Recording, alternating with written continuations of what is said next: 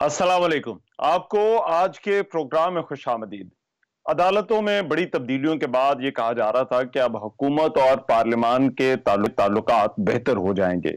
अब हुकूमत ये गिला करती आई है कि पार्लियामान में जो मुदाखलत होती रही उसने हुकूमत के लिए मामलात को चलाना मुश्किल बना दिया था। लेकिन क्या अब हुकूमत के लिए हालात तब्दील हो गए हैं? क्या अब हुकूमत मुतमईन है या नहीं? लेकिन 26वीं आईनी तरमीम के मामले पर अभी भी चैलेंजेस मौजूद हैं। सुप्रीम कोर्ट में इस आईनी तरमीम के खिलाफ आज दूसरी और मजमूई तौर पर एक 8वीं दरखास्त दायर की गई। आज अख्तर मेंगल और फहमीदा मिर्जा ने आईनी तरमीम को जो वो चैलेंज किया है, जबकि दीगर दरखास्त गुजारों में मोहसिन दावड़ और मुस्तफा नवाज खोखर भी शामिल है। इस दरखास्त में आईनी तरमीम को कलअदम करार देने की इस्तदा के साथ साथ तरमीम को पास करवाने के तरीक़ाकार पर भी सवाल उठाया गया है। इस्तदा की गई है कि आईनी तरमीम को पास करवाने के लिए जिस तरह वोट मैनेज किए गए, इसकी तहकीकात की जानी चाहिए। लेकिन ये मामलात अब आगे तो बढ़ रहे हैं और जो आईनी तरमीम के हवाले से तब्दीलियां हुई हैं उसके जेरे उसकी उसके नतीजे में आज चीफ जस्टिस की जेर सदारत जुडिशल कमीशन का एक और इजलास हुआ, जिसमें सिंध हाई कोर्ट के आईनी बेंचेस के जजेस का फैसला होना था, लेकिन ये फैसला ना हो सका। इजलास में ये तय पाया कि सिंध हाई कोर्ट के तमाम जजेस को 24 नवंबर तक आईनी बेंच के जो जज हैं उनके तौर पर ही वो काम करेंगे और कमीशन का अगला इजलास 25 नवंबर को होगा। इजलास के बाद वजीर कानून आजम नजीर तारड़ ने कहा कि बेंचेस बनाना और जजेस को काम सौंपना जुडिशल कमीशन का काम नहीं है। कौन सा जज कौन से बेंच में बैठेगा, ये मामला 3 जजेस की इंतजामी कमेटी ने देखना है। अब हुकूमत के लिए क्या ये जो अदलिया के साथ मामलात हैं वो बेहतर हुए हैं या नहीं? क्या अब पार्लियामान जो है वो मजीद भी इस हवाले से कानून साजी का इरादा रखती है या नहीं? और फिर जो अपोजिशन का जो चैलेंज है हुकूमत के सामने, वो अब किस तरह से है, हुकूमत उसको किस तरह से देखती है? मुस्लिम लीग नून के सीनियर रहनुमा है मियां लतीफ साहब, वो इस वक्त मेरे साथ मौजूद हैं। उनसे इस हवाले से मजीद जानते हैं। जावेद लतीफ साहब, बहुत शुक्रिया आपके वक्त। जावेद लतीफ साहब, तासुर यह है कि हुकूमत जो चाहती थी हुकूमत ने वो हासिल कर लिया है। खास तौर पर जो अदलिया अदलिया के हवाले से हुकूमत के गिले थे और जो तहफुजात थे, तो आपके ख्याल में अब ये तमाम गिले, तमाम तहफुजात, तमाम शिकवे हुकूमत के अदलिया के हवाले से दूर हो गए हैं? नहीं रहमान, अगर साहब शुक्रिया आपका। मतलब आपके सवाल से मुझे बड़ा तज्जुब हो रहा है कि हुकूमत वक्त को या किसी भी हुकूमत को अगर कोई अदारों से शिकायत होती है या अदारों को हुकूमत वक्त से शिकायत होती है, तो बेहतर फोरम यही होता है कि आप की जो डोमेन है कानून साजी की, आप कानून साजी करते हैं। जिसकी डोमेन तशरीह करना है उससे वो तशरीह करते हैं। दीगर अदारों के कानून जो हैं वो भी जाहिर है पार्लियामेंट ही बनाती है।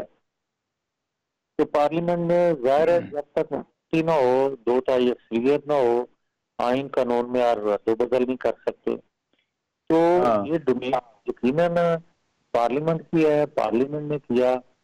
और जिस कानून की वो तशरीह करते हैं अदारे, यकीनन वो भी पार्लियामेंट के बनाए हुए कवानीन होते हैं। तो मैं नहीं समझता कि इससे किसी का कोई इशू होना चाहिए, बल्कि हर एक को अपने डोमेन में रह के काम करना चाहिए। हाँ, जहाँ तक अदालतों का तल्लक है, माजी में या हम तो ये हमेशा से तवक्को भी रखते हैं और ख्वाहिश भी रखते हैं, खासतौर पर मेरे बंदा तो ये दुआ करता है कि जो एक अदारा दुनिया में रैंकिंग के हवाले से इंसाफ का फराहम करने वाला जो है वो कहाँ जाके खड़ा।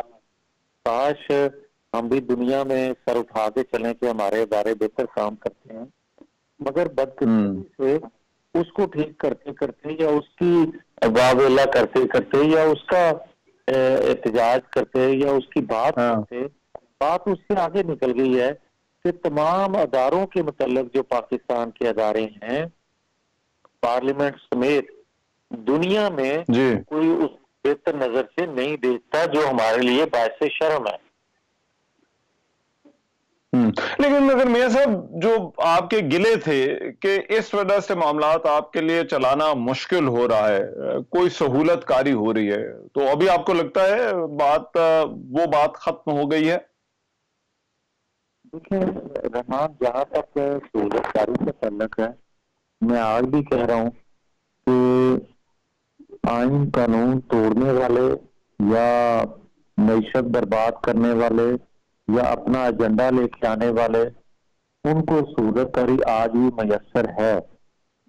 और ये अच्छा। सहूलतकारी मुख्तलिफ अदारों में बैठी मुख्तलिफ शख्सियात करती हैं, और पाकिस्तान से बाहर की जो कुव्वतें हैं वो उनको तहफ़्फ़ुज़ देती हैं। और बदकिस्मती है अभी हमारी, और ये कमजोरी है हमारी कि पाकिस्तान के अंदर बैरूनी मदाखलत जो है वो बढ़ती जा रही है। लेकिन मगर मियां साहब, आपकी बात से तो तासुर ऐसे जा रहा है जैसे कोई हुकूमत के हाथ पैर बंधे हुए हैं। यार मुझे रहमान नजर साहब, जब आप जैसे इंतहाई विरक इंसान जो है वो ये बात करते हैं ना, तो बड़ा ताज्जुब होता है इस बात से कि आप कहते हैं हाथ पांव बंधे हुए हैं। मुझे ये बताएं कि 70 सालों में कब कब हमारे हाथ जरा ढीले हुए, बंधे तो रहे हैं मगर कब कब ढीले हुए, थोड़ी सी ढील मिली, वो आप बता दें। वो तो गिने चुने अदवार। लेकिन सर देखिए, एक माहौल होता है, उसमें आप जो करना चाहते थे आपने वो भी जो है वो अचीव कर लिया। तो मैं तो सिर्फ आपसे ये समझना चाह रहा हूं कि क्या आपको अभी भी लगता है कि, मतलब अब चले बात हो रही है तो खुलकर ही बात कर लेते हैं, कि क्या खुलकर खेलने का जो है वो आपको अभी भी मौका नहीं मिल रहा जो आपकी हुकूमत है? नहीं, आप जो बात कर रहे हैं ना कि खुल के खेलने का मौका नहीं मिला, खुल के क्या, आपने कबड्डी तो करनी नहीं होती। आपने पॉलिसी अपनी जो तरजीहात हैं वही ज़ाहिर है आपने उस एजेंडे पे काम करना होता है। तो अगर उस पे भी उस तरह काम ना हो सके, सहूलतकारी आपके उस एजेंडे के खिलाफ दी जा रही हो, तो इससे तकलीफ तो होती है और होनी भी चाहिए। अच्छा, लेकिन ये जो अब जरा हमारा जो सियासी माहौल में, वैसे तो इसमें हर तरह की बातें होती रहती हैं, लेकिन अभी ये थोड़ी जरा ज्यादा होना शुरू हो गई हैं। पिछले दिनों को आपके अपने भी लोग जो है वो इस तरफ इशारे कर रहे थे कि शायद कोई डील हो रही है, शायद कोई रिलीफ मिलने वाला है। तो वाकई कोई आपको भी लगता है कोई डील होती हुई नजर आ रही है आपको भी, या कोई कोशिश कर रहा है इसकी? रहमान, एक तो बात बड़ी क्लियर है जो मैंने पहले भी अर्ज किया कि सहूलतकारी मौजूद है। अब सहूलतकारी से अगली शक्ल होती है डील की, या डील की। डील भी मिल गई। अब जहां तक डील का तल्लक है, लोग कहते हैं कि जनाब जो अमेरिकन सेटअप है जो चेंज हुआ है या हो रहा है, उसके बाद पाकिस्तान के अंदर मुदाखलत बढ़ेगी या किसी एक बंदे के लिए उनकी पॉलिसी बदलेगी। मैं कतन इस बात से मुतमिन नहीं हूँ, ना मुतफिक हूँ। मैं ये समझता हूँ कि उन कुव्वतों का अपना एजेंडा होता है, और जो रियासत, खास तौर पे हमारी रियासत जो है, जो अब माशी तौर पे कमजोर होती है तो बैरूनी मदाखलत बढ़ती है। मैं बिल्कुल परेशान हूँ कि हमारी माशी सूरत हाल अगर बेहतरी की जानब जाने लगी है, तो जिन कुव्वतों ने हमेशा हमारा बाजू बरोड़ के हमारी मैशत की तबाही की, अपने फैसले थोपे और यहाँ से कंधे पेश किए गए अदारों में बैठे अशखास की जानब से, वो सीन मुझे, अल्लाह ना करे ऐसा हो, मुझे वो सीन नजर आना शुरू हुआ कि अच्छा, ऐसा मुमकिन है।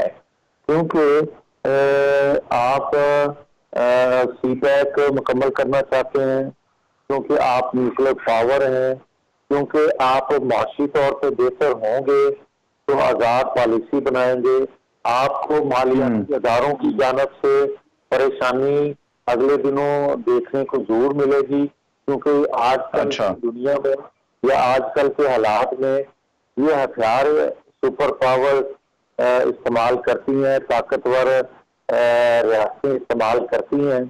हमारे साथ पिछले 2 साल से मालियाती इदारे जो कुछ करते आए हैं और जिन कड़ी शराइत पे डील हमारी होती आई है वो भी आपके सामने है। फिर आपको ये भी लेकिन मियां साहब देखिए, इमरान खान ने तो कल उन्होंने बात की, उन्होंने कहा कि हमें तो कोई उम्मीद नहीं है और हम कोई तवक्को भी नहीं रखते, हमें जो कोई रिलीफ मिलना है वो यहीं से जो है वो मिलना है।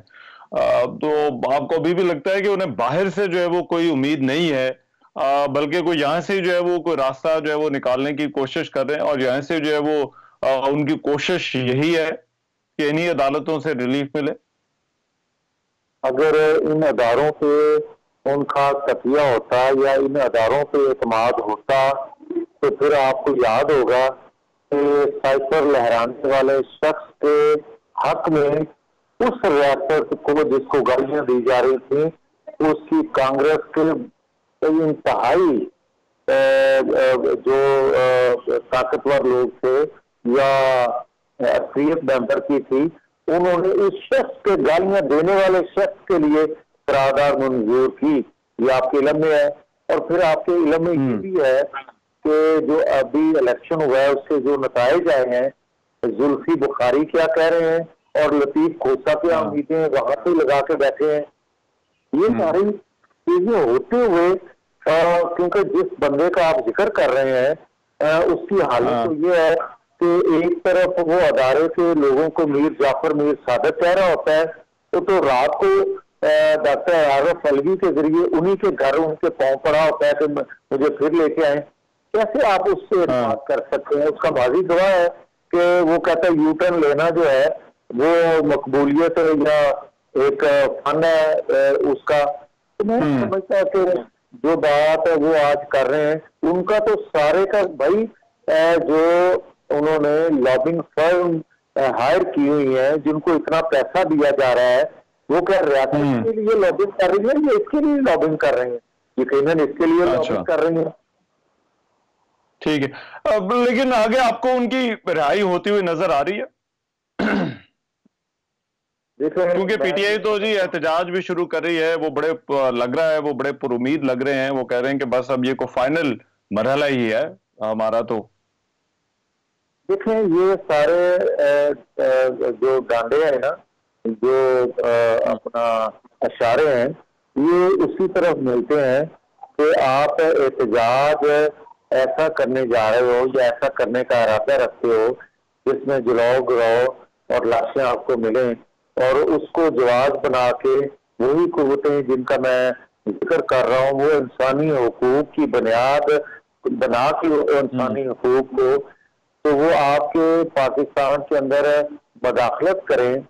क्या आप इंसानी हुकूक पे अगर इतने लंबरदार है वो, तो गजा में या कश्मीर में तो उनको इंसानी हुकूक याद नहीं आते, उनको दीगर ममालिक में इंसानी हुकूक याद नहीं आते।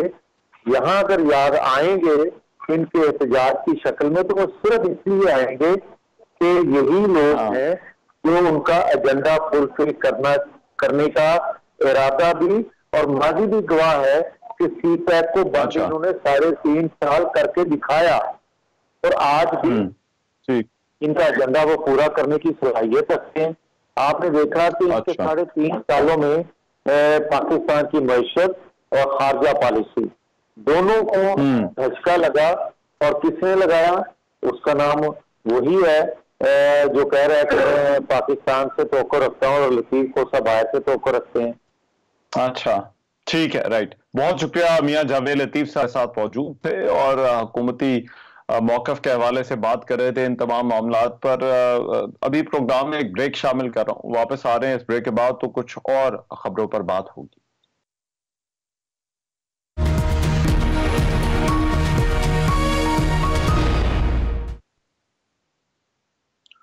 Welcome back after the break. Pakistan Tehreek Insaf अब कल सवाबी में जलसा करने जा रही है और इस बात का इम्कान है कि वो अपने एहतजाजी हिकमत अमली का ऐलान भी करेगी। पाकिस्तान तहरीक इंसाफ के रहनुमा असद कैसर ने कहा कि कल पीटीआई के जलसे में हमारा एक ही मुतालबा होगा कि बानी पीटीआई को रिहा किया जाए। वजीर इत्तलात अताउल्लाह ताड़ ने कहा कि पीटीआई सिर्फ एनआरओ के लिए मुल्की अमन को दाव पर लगा रही है। अब ये कोशिश कर रहे हैं कि जलसे करके सिस्टम को डीरेल करें। पहले बयानिया बनाया गया कि गुलामी नामंजूर, अब शादियाने बजाए जा रहे हैं। दूसरी तरफ ये जलसे के मामले पर ही कोयटा में भी इंतजामिया ने जो पीटीआई का जो जलसा था उसकी दरखास्त मुस्तरद कर दी और ये जो है वो वहां पर कुछ जो है वो हंगामा भी हुआ इसी मामले को लेकर। अब पाकिस्तान तहरीक इंसाफ के रहनुमाओं ने उनकी जानिब से अमरीकी सदर की तब्दीली के बाद कहीं ना कहीं उम्मीदें भी लगाई गई हैं। अलबत्ता इमरान खान ने जो खुद गुफ्तगू की सहाफियों के साथ उसमें उन्होंने इस इम्कान को जो है वो रद्द कर दिया। लेकिन ये जो पाकिस्तान तहरीक इंसाफ का एहतजाज है और एक तरफ जो है वो ये जलसों की बातें हो रही हैं और कुछ फाइनल मरहले की बात हो रही है, ये क्या है? क्या वाकई सड़कों पर है एहतजाज से ही जो है वो इमरान खान की रिहाई मुमकिन हो सकेगी या नहीं? रऊफ हसन साहब इस वक्त मेरे साथ मौजूद हैं, पाकिस्तान तहरीक इंसाफ सीनियर रहनुमा है, उनसे इस हवाले से बात करते हैं। रऊफ हसन साहब बहुत शुक्रिया आपके वक्त का। रऊफ हसन साहब, एक तो सवाबी में आप लोग जो है वो जलसा करने जा रहे हैं, कुछ लोगों की तरफ से ये कहा जा रहा है, कुछ रहनुमाओं की तरफ से ये को फाइनल मरहला शुरू होने जा रहा है। तो सर ये क्या है फाइनल मरहला और क्या होगा इस जलसे के बाद? मान साहब, देखिए, एक तो ये फाइनल मरहला किसी ने नहीं कहा, ये गलत एट्रीब्यूट किया गया है। ये मेरी खुद भी बात हुई है और ये नहीं कहा गया कि ये फाइनल मरहला है। लेकिन कल का जलसा होने जा रहा है सवाबी में और उस जलसे के इख्तिताम के ऊपर एक करारदाद जो है वो पढ़ी जाएगी और उसमें जो पार्टी का आगे का प्रोग्राम है उसको हम आप तक पहुंचाएंगे और बताएंगे कि क्या क्या पॉलिटिकल एक्टिविटीज जो हैं वो हम करने जा रहे हैं till the end of this month. ये जो तारीख है हम कोशिश करेंगे कि महीने के आखिर तक ये जो इनका मंतकी अंजाम है जो खान साहब की रिलीज है उस तक ये पहुंच के कामयाबी के साथ इसको हम ख़त्म करें। तो कल तक इंतजार कर लीजिए, इंशाअल्लाह ताला कल तक आपको तमाम जो है खदोखाल इस तारीख के स्टार्टिंग टुमारो वो आपको बता दिए जाएंगे। रहमान साहब, रऊफ, इस पे आपको फायदा हो रहा है इन जलसों से या आप लोगों की ऐसा तो नहीं कि सिर्फ मुश्किलात ही बढ़ रही हैं? मुश्किलात तो हमारे लिए कभी खत्म कम नहीं हुई, बढ़ती ही जा रही हैं। वो इन जलसों की वजह से भी बढ़ी हैं और भी वजूहात की वजह से बढ़ी हैं।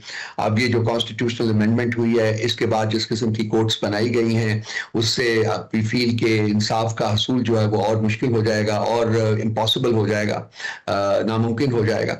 ये तमाम चीज़ें तो अपनी जगह मौजूद हैं, लेकिन हम पोलिटिकल पार्टी की हैसियत से हमारे पास जो जो भी ऑप्शन हैं खान साहब की रिलीज के लिए उनको हम इस्तेमाल कर रहे हैं। एक पुरअमन एहतजाजी तहरीक जो है उसको हम लॉन्च करने जा रहे हैं और हमें पूरी उम्मीद है कि लोग बहुत बड़ी तादाद में बाहर आएंगे जिससे कि हुकूमत वक्त के ऊपर प्रेशर जो है वो और बढ़ेगा। ऑलरेडी बहुत अंडर प्रेशर है ये अमेरिका के इलेक्शंस के बाद। उन्होंने ये ट्वीट आपस में मिनिस्टर्स की मैंने सुना है कि जी कंपटीशन है उनका कि कौन ज्यादा तेजी से अपनी ट्वीट्स जो है ट्रंप के बारे में वो डिलीट करता है। ये एक तमाशा बनाया हुआ है इन्होंने।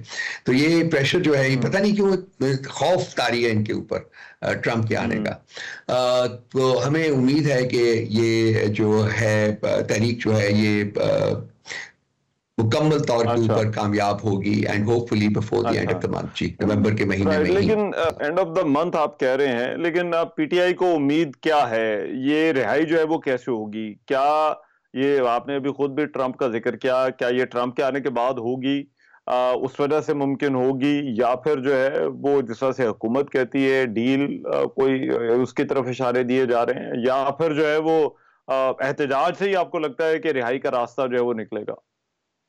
रहमान साहब, अगर खान साहब ने डील करनी होती, उनकी स्टेटमेंट्स तो आप सुनते रहते हैं ना, उन्होंने बारहा ये कहा है कि मैं डील नहीं करूंगा, मैं इंसाफ के रास्ते इख्तियार करके सुरखरू होकर बाहर निकलूंगा। सो डील का तो अगर करनी होती तो मेरे भाई जब अटक वो गए थे तो पहले 3 दिन में डील कर लेते। डील नहीं किया, आज 15-16वें महीने में है वो एक नाजायज गैर आईनी और गैर कानूनी कैद की सौगतें बर्दाश्त कर रहे हैं, तो वो नहीं होगा।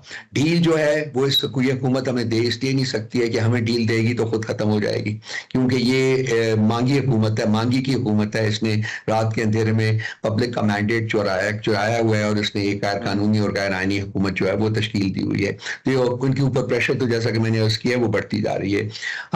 देखिए, ये हुकूमत जाएगी through a combination of activity, जो हम उसमें से कुछ तो ऑलरेडी कर रहे हैं पार्लियामेंट के अंदर कानूनी महाज के ऊपर, ये जारी रहेंगी। लेकिन अब हम इस अवामी अदालत जो है वहां भी जा रहे हैं और अवामी अदालत में अपना मुकदमा लेके जा रहे हैं, और हम कोशिश करेंगे, जो हमारी हत्तल वसा कोशिश है कि जी लोग बाहर निकलें और हुकूमत के ऊपर जो प्रेशर है वो बढ़ाए। सो अ कॉम्बिनेशन ऑफ एक्टिविटी सुनो, जो कि पार्लियामेंट के अंदर है, जो कानूनी महाज के ऊपर है, और जो अवामी अदालत में होगा। ये तमाम चीजें जो हैं, मेरा नहीं ख्याल कि हुकूमत इनका बोझ जो है, कंबाइंड बोझ जो है, वो बर्दाश्त कर सकेगी ज्यादा देर के लिए। रऊफ हसन साहब, फिर ये तहरीक इंसाफ के जो अपने रहनुमा हैं, उनके अंदर ये तासुर क्यों है कि ट्रंप आएंगे और वो आकर इमरान खान को छुड़वाएंगे? देखिए ऐसे मामलात रियासत के नहीं चलते हैं। हम ट्रंप की जीत से कोई उम्मीद लगा के नहीं बैठे हुए। पाकिस्तान का डायस्पोरा जो है, जो कि प्रिडोमिनेंटली प्रो पीटीआई है, आप भी जानते हैं, अमेरिका में भी आप बैठे हुए हैं, उन्होंने अपने तय कोशिश की थी। उन्होंने कुछ ट्रंप की जो इलेक्शन टीम है उसके साथ मुलाकातें भी की हैं, उनको कुछ याददहानियां, उनको कुछ वादे भी किए गए हैं कि जी हम ह्यूमन राइट्स के कॉन्टेक्स्ट में ये मामला को उठाएंगे। लेकिन हमारे खान साहब ने जैसा कि बारहा कहा है कि जी मेरी लड़ाई पाकिस्तान के अंदर है, मेरी जद्दोजहद पाकिस्तान के अंदर है, मैं अपना मुकदमा पाकिस्तान के अंदर लड़ रहा हूँ, पाकिस्तान की अदालतों में हूँ, पाकिस्तान की पार्लियामेंट में हूँ, पाकिस्तान के अवाम की अदालत में हूँ, और यही वो जो हथियार हैं जो मैं इस्तेमाल करूंगा, और इसी से मैं इंशाअल्लाह ताला अनकरीब सुरखरू हूँगा। हम इसी चीज को लेके आगे बढ़ते हैं। अमेरिका में ट्रंप जीत गया है, कल और जीत जाएगा, ट्रंप की हुकूमत आएगी, वो क्या करते हैं क्या नहीं करते हैं वो देखा जाएगा। अभी उसमें 2-2.25 महीने पड़े हुए हैं। एक तो अभी ट्रांजिशन का पीरियड है ना, तो एक बड़ा एक अनसर्टन किस्म का पीरियड होता है, बिकॉज जो आउटगोइंग प्रेसिडेंट होता है, आप भी जानते हैं रहमान साहब, आप आगाही रखते हैं इन मामलों से, वो एक सिटिंग डक के तौर के ऊपर होता है, और नया प्रेसिडेंट जो है वो अभी इंस्टॉल नहीं होया होता। सो इस पीरियड में 2-2.25 महीने के पीरियड में कोई मेजर पॉलिसी डिसीजंस नहीं लिए जाते, ना ही आउटगोइंग प्रेसिडेंट से जो कमजोर हो चुका होता है, और ना ही वुड बी प्रेसिडेंट से जो कि अभी आया नहीं होता और उसके पास कानूनी जवाब नहीं होता कोई मेजर पॉलिसी डिसीजंस करने का। तो जो कुछ भी होना है, अगर कुछ होना है तो अव्वल तो हम उसके साथ कोई उम्मीद लगा के नहीं बैठे हुए, हम उसके ऊपर हमारी कोई डिपेंडेंस नहीं है। जो कुछ भी होना है उसके लिए भी कम से कम आपको 2-2.25 महीनों का इंतजार करना पड़ेगा। और जब नए प्रेसिडेंट आएंगे उनके लिए पाकिस्तान जो है वो आई एम श्योर कि वो सर फहरिस्त नहीं होगा।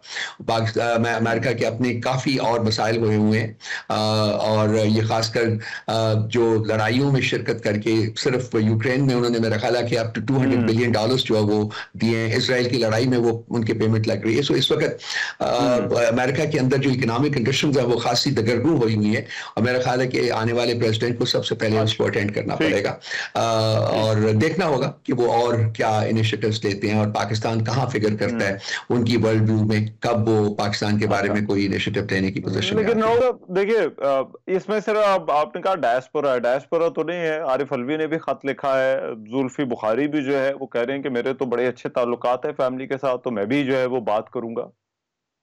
देखिए जुल्फी बुखारी साहब के मेरा ख्याल है कि ट्रंप फैमिली के साथ मरासिम हैं, वो उनके हैं, पहले जब हम लास्ट हुकूमत में थे तो फिर भी उनके मरासिम उन्होंने बताया था मौजूद हैं। अलवी साहब ने खत लिखा है as the ex president, I think there are certain things जो कि आज यूनाइटेड नेशंस की ह्यूमन राइट्स कमेटी की भी आपने स्टेटमेंट देख ली होगी, स्केटिंग क्रिटिसिज्म है पाकिस्तान में स्टेट ऑफ ह्यूमन राइट्स के ऊपर। इसी तरह से और भी जितनी भी इंटरनेशनल बॉडीज हैं जो कि ह्यूमन राइट्स के साथ डील करती हैं, उनकी स्टेटमेंट्स जो है वो एक से एक जो है वो शिद्दत के साथ पाकिस्तान के ऊपर तनकीद की गई है on the state of human rights. तो ये जहां इसके अलावा जो पार्लियामेंट्स हैं, आपको अमेरिकन हाउस ऑफ रेप्स हो गया, सेनेट हो गया, सेनेटर्स हो गए, 64 सेनेटर्स ने अभी लिखी है बाइडन को, प्रेसिडेंट बाइडन को लेटर लिखा है। ब्रिटिश हाउस ऑफ कॉमन्स हो गया, EU की पार्लियामेंट हो गई, और जो भी जहां भी आप नजर डालें, कॉमनवेल्थ हो गया, बाकी भी जहां भी आप नजर डालें, सब लोगों ने जो है वो नोटिस किया हुआ है कि पाकिस्तान में ह्यूमन राइट्स जो है वो वर्चुअली एग्जिस्ट नहीं करते। तो ये इसके लिए हमें उनको लेटर लिखने की या कोई और काम करने की जरूरत नहीं है। उन्होंने अपने तय इन चीजों को नोटिस करके आपके बारे में जो है जो वो कर सकते हैं अपने डोमेन के अंदर रहते हुए उन्होंने वो किया है। उन्होंने स्टेट ऑफ ह्यूमन राइट्स इन पाकिस्तान है उसको इंटरनेशनल फोरा के ऊपर बयान किया है, उसको लोगों को उजागर किया है कि किस तरीके से आइन को, कानून को और इंसानी हकूक को पामाल किया जा रहा है। तो एक अच्छी एक आगाही हुई है, लेकिन at the end of the day जो भी चेंज आनी है, जो भी कोशिश करनी है, वो पाकिस्तान में पाकिस्तानियों ने करनी है। और ये पार्टी का यकीन भी है, पार्टी का मोटो भी यही है। और ये जद्दोजहद जो है वो हम इसमें किसी किस्म की कमजोरी जो है वो नहीं आने देंगे, इसको हम जारी रखेंगे और इसी से ही अनकरीब जो है आप देखेंगे कि चेंज भी आएगी इसमें। लेकिन फिर हुकूमत को क्यों लगता है और वो बार बार ये कह रहे हैं कि आप कोई एनआरओ की कोशिश कर रहे हैं? देखिए, अगर एनआरओ करना होता, ये हुकूमतें एनआरओ मांगती रही हैं, लेती रही हैं, मुल्क छोड़ के बाहर जाते रहे हैं। वो आप भुट्टो को देख लें, ज़रदारियों को देख लें, शरीफों को देख लें, ये सब ये इनके दिमाग की एक तरह है। अगर खान साहब ने एनआरओ लेना होता या डील करनी होती तो वो 15 महीने जेल में क्यों रहते? आप मुझे ये बताइए रहमान साहब, इसका जवाब दीजिए। वो पहले दिनों में जब वो अटक में थे तो वहां जब उनको ऑफर हुई थी कि जी आप चले जाइए, घर बैठ जाइए, हम देख लेंगे आगे क्या करना है, तो वो उसी वक्त बाहर चले जाते। खान साहब की स्टेटमेंट्स भी आप देख लीजिए, उनको कोई प्लेटलेट्स उनके काम नहीं हुए मेरे भाई, उनको कोई बैक की दर्द नहीं हुई, कोई उन्होंने ये नहीं कहा जी कि मैंने बाहर वाला अपना डॉक्टर जो है उसके पास जाना है। वो यहाँ कहते हैं जी कि मेरा डॉक्टर जो यहाँ है उसको भेज दीजिए अगर कोई उनको थोड़ी बहुत जो है वो कभी सेहत का मसला होता है। तो ये जो हुकूमत है और ये जो अदालत है वो उससे भी माने है, वो भी नहीं उनको सहूलत जो उनकी बेसिक राइट है वो भी प्रोवाइड नहीं करती है। तो ना डील का मसला है यहाँ, ना ही ये कोई सो कॉल जो इसको कहते हैं कि एनआरओ मांग रहे हैं। खान साहब 12 कह चुके हुए हैं कि जी मुझे जितना अरसा भी गुजारना पड़ा जेल में मैं रहूंगा। वी होप एंड प्रे कि और ज्यादा उनको ना रहना पड़े, वो बाहर आए और इंशाल्लाह ताला बाहर आएंगे। लेकिन वो कहते हैं कि मुझे जितना अरसा भी रहना पड़ा मैं किसी किस्म की कोई डील जो है वो नहीं करूंगा। मैं कानून अपनी लड़ाई, कानूनी लड़ाई जो है उसके तई उसकी बेस के ऊपर मैं सुरखरू होके बाहर निकलूंगा और किसी तरीके से मैं जेल से बाहर नहीं आने की कोशिश करूंगा। ठीक है, राइट। बहुत शुक्रिया। रऊफ हसन साहब हमारे साथ मौजूद थे, पाकिस्तान तहरीक इंसाफ के सीनियर रहनुमा, बात कर रहे थे। प्रोग्राम में एक ब्रेक, वापस आ रहे इस ब्रेक के बाद।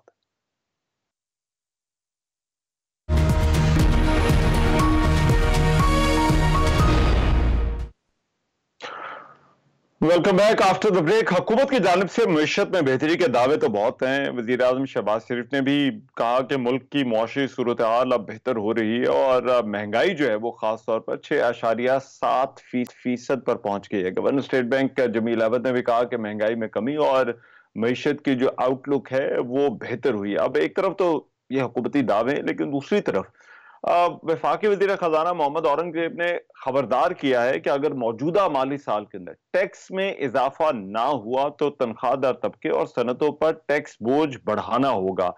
अपोजिशन लीडर उमर अयूब ने भी कहा कि कल से खबरें आ रही हैं कि IMF की टीम पाकिस्तान आ रही है और जो ग्रोथ रेट था वो PTI हुकूमत खत्म होने पर जमीन बोझ हो गया था। रोजनामा जंग की खबर के मुताबिक पाकिस्तान की जानिब से अहदाफ के हसूल में नाकामी के बाद मिनी बजट लाने के लिए अब दबाव बढ़ रहा है और माली साल के पहले 6 माह में 321 अरब रुपए के टैक्स खसारे का इम्कान है, जिसके बाद IMF ने अगले हफ्ते अपना हंगामी मिशन पाकिस्तान भेजने का फैसला किया है। अब ये जो टैक्स कलेक्शन का इशू है, क्या ये वाकई हुकूमत के लिए एक चैलेंज बन रहा है और फिर क्या मजीद टैक्सेस भी लग सकते हैं, खास तौर पर जो तनख्वाहदार तबका है उस पर क्या कोई मजीद टैक्सों का बोझ भी हुकूमत डाल सकती है? डॉक्टर खाकार नजीब मेरे साथ इस वक्त माहिर मईशत है, इन बारीकियों को अच्छी तरह समझते हैं, उनसे इस हवाले से बात करते हैं। डॉक्टर खाकार नजीब साहब, बहुत शुक्रिया आपके वक्त का। डॉक्टर साहब, सबसे पहले तो बताइएगा आपको भी लगता है कोई मिनी बजट आने का इम्कान है या मजीद टैक्सेस लग सकते हैं? तो रहमान भाई, आपने बहुत ही जिसे कहेंगे कॉम्प्रिहेंसिव सा इंट्रोडक्शन दिया है और कई चीज़ों की तरफ तवज्जो दिलाई है। वहाँ से हम आते हैं कि क्या नए टैक्सेस का इजरा करना ज़रूरी होगा कि हम शायद बगैर उसके ही गुजारा कर लेंगे। एक तो बात यह है कि IMF के साथ जब अहदाफ तय हुए तो 13 ट्रिलियन 13,000 अरब यानी कि 40% ग्रोथ इन्विजिज की गई, ये जो मालियाती साल जिसमें से हम गुजर रहे हैं। ये तब भी हम कहते थे, आज भी मैं कहता हूं कि ये शायद मुमकिन नहीं है गिवन के इन्फ्लेशन यानी कि कीमतों के बढ़ने की शरह नीचे गई है। एक तो बिल्कुल लोगों के लिए ये महंगाई में कमी नहीं, महंगाई के बढ़ने की शरह में कमी हुई है। सो ये बिल्कुल क्लैरिटी रखें, चीजें महंगी इस साल भी होंगी, पर उस तरह नहीं महंगी होंगी जिस तरह लास्ट ईयर 24% महंगी हुई थी, उससे पिछले साल 29% महंगी हुई थी। इस साल ऑन दी एवरेज उम्मीद कर सकते हैं कि सिर्फ 10% महंगी होंगी। सो एक तो ये क्लैरिटी रखें। सो जब IMF के साथ ये अहदाफ तय किए गए तो ख्याल था इन्फ्लेशन इससे ज्यादा होगी और ग्रोथ इतनी आ जाएगी, एक नॉमिनल ग्रोथ सी, जिससे FPR इतनी कलेक्शन के करीब 13 ट्रिलियन 13,000 अरब के चला जाएगा। अब जब पहला क्वार्टर क्लोज हुआ तो 90 अरब रुपए का उस हदफ में शॉर्टफॉल है जो IMF के साथ 2652 अरब रुपए का डिसाइड हुआ था। So let's be all very clear. दूसरा, कुछ प्राइमरी सरप्लस अच्छी आ गई है, कुछ फिस्कल डेफिसिट ठीक संभल गया है। सो ये सही चीजें भी हैं। जो सरप्लस प्रोविंसेस ने देनी थी उनमें भी शॉर्टफॉल है। जो ब्रॉडनिंग से ताजरों से पैसे आने थे 10 अरब, वो तो चंद सौ मिलियन रुपए आए। सो इस पूरे जिसे कहेंगे सिनारियो में एक IMF के साथ एंगेजमेंट दोबारा शायद नेसेसरी हो गई है कि इन अहदाफ का जायजा लिए जाए। और हुकूमत ने खुद कहा कि मैक्रो फिस्कल जो फ्रेमवर्क है उसकी शायद थोड़ी सी रद्दो बदल जो है वो मुमकिन है कि करनी पड़े। ये भी ठीक बात है। लेकिन मगर इसमें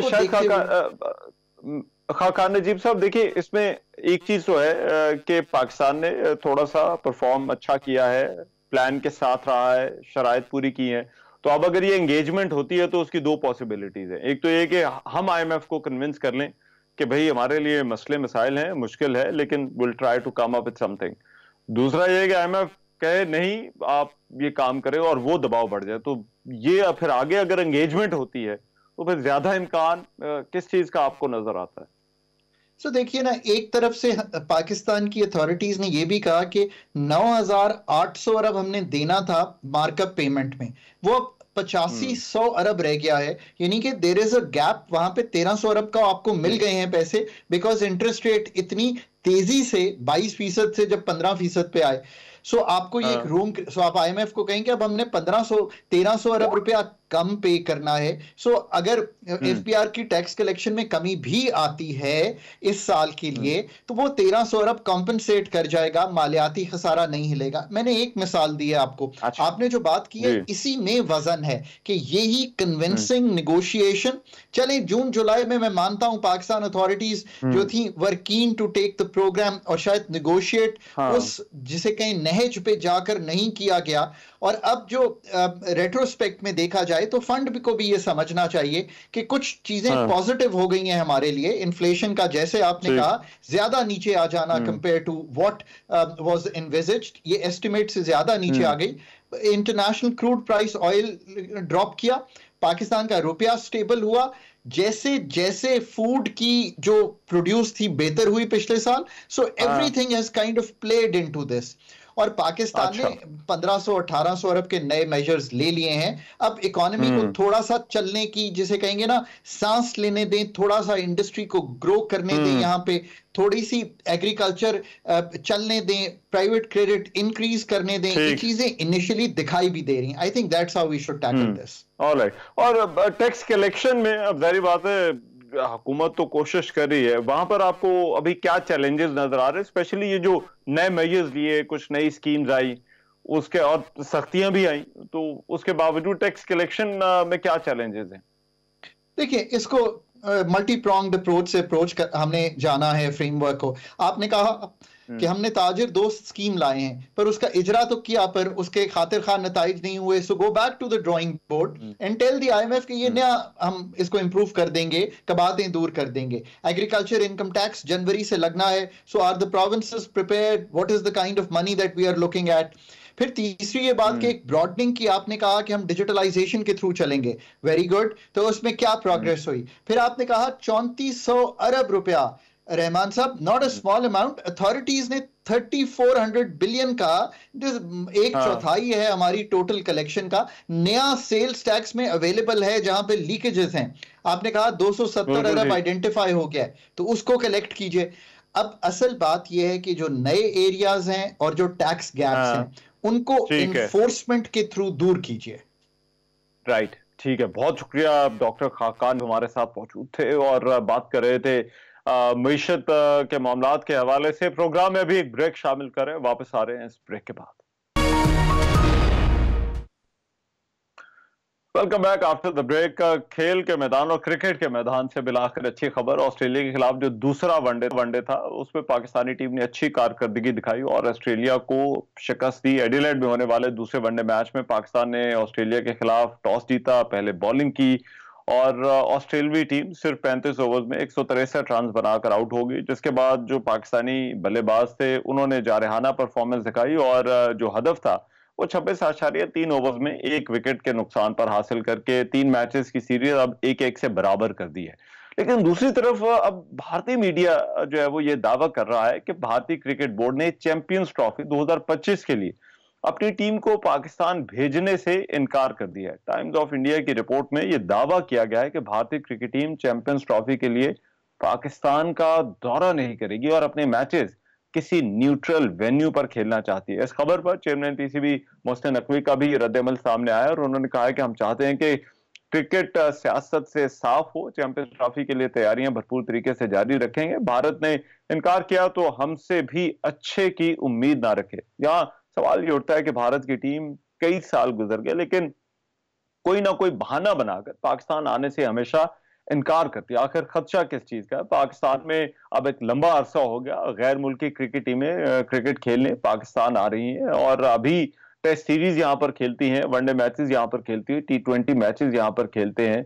प्लेयर्स जो हैं वो PSL में भी जो है वो यहाँ पर जो है वो आते हैं। तो क्या वजह है कि भारत जो है वो अभी भी इससे इनकार कर रहा है? तो ऐसा लगता है कि भारत सिर्फ और सिर्फ इस खेल में सियासत चाहता है। इसको जो है पाकिस्तान की जो चैंपियंस ट्रॉफी जैसा एक प्रेस्टिजियस इवेंट पाकिस्तान के अंदर हो रहा है उस इवेंट को जो है वो खराब करना चाहता है और वो कोई भी ऐसा मौका जाने नहीं देता। और यही वजह है कि अभी भी इसरार किया जा रहा है कि मैचेस जो हैं वो लाहौर के बजाय वो किसी न्यूट्रल वेन्यू पर खेलें।